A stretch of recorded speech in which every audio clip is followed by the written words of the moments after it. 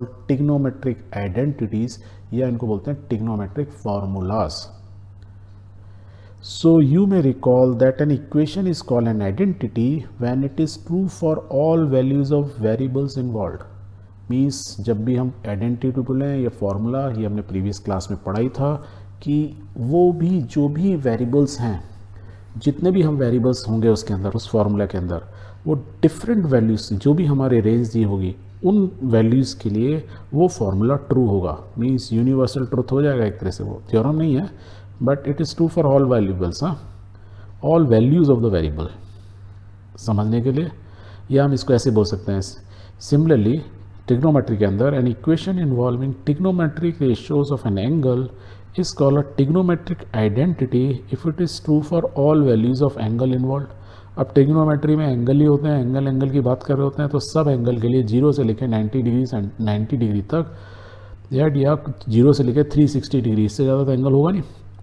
तो उन सब वैल्यूज़ के लिए ट्रिग्नोमेट्री की वो रेशोज़ या वो फार्मूलाज या वो इक्वेशंस यदि वो ट्रू हैं तो उनको बोलते हैं ट्रिग्नोमेट्रिक आइडेंटिटीज़.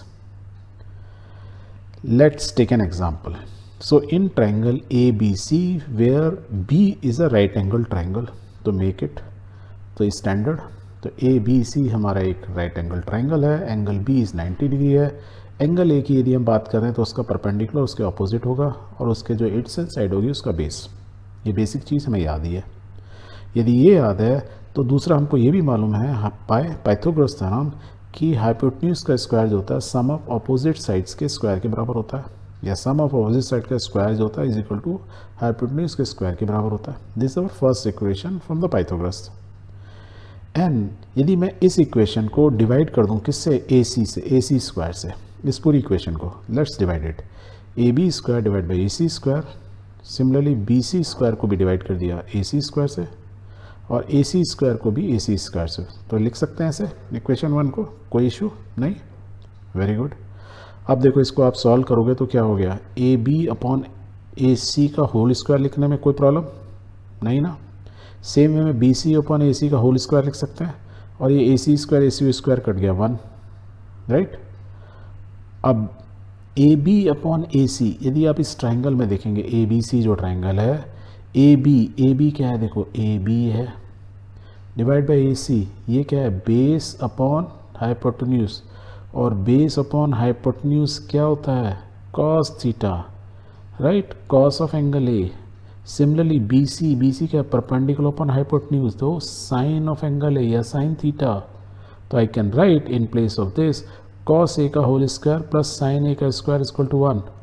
और हमने क्या पढ़ा था, यदि कॉस ए का होल स्क्वायर लिखेंगे तो हम इसको कैसे लिख सकते हैं, दूसरे तरीके से. We can write this way, cos square A plus sine square A is equal to 1.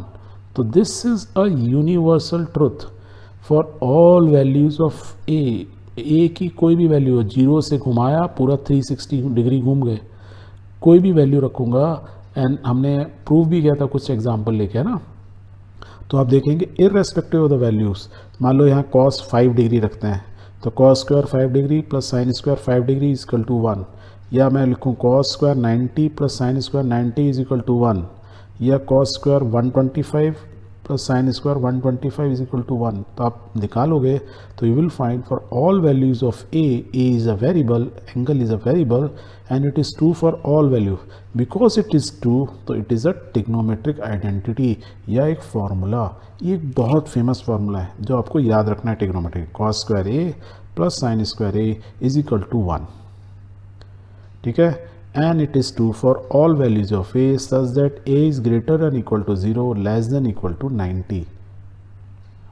अब ये हम कोई भी वैल्यू 0 से 360 भी हो तो भी ये ट्रू है, बट स्टिल बिकॉज हम अभी राइट एंगल ट्राइंगल की बात कर रहे हैं, उसमें मैक्सिमम एंगल क्या होता है 90 के बराबर या 0 हो सकता है, ये हमने देखा. तो 0 से 90 डिग्री की हम बात कर रहे हैं अभी, ठीक. तो ये आपको याद रखना है, where A is a variable and उसकी values is always greater than equal to 0 less than equal to 90, है ना. 2-3 बार रिपीट कर दिया, clear. Very good. Let's move further.